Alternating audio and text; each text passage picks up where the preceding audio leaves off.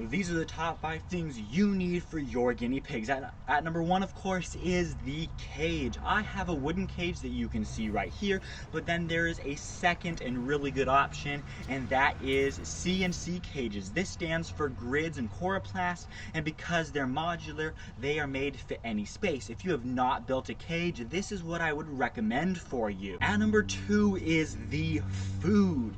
You have number 1, hay.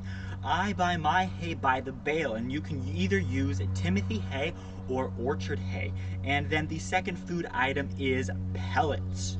I use these pellets right here, and if you guys want to get anything that I mention in this video, the links are in the description.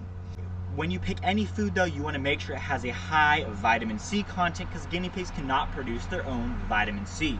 Number 3 is, what are you keeping your food in? For the pellets, I use a little ceramic bowl, and for your hay, I would use a hay rick. I have this wooden one here that I have screwed directly into my wooden cage, but it also works with CNC cages. Before I tell you the next 2 things, make sure to subscribe because I upload guinea pig videos every single day. And at number 4, you're going to need a water bottle for your guinea pigs. If you can, try not to get a plastic one because that will leach into their water.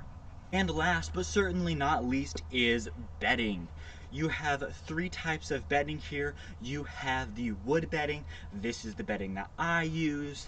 I buy it in a big bag because it's way cheaper. And then you have paper bedding right here.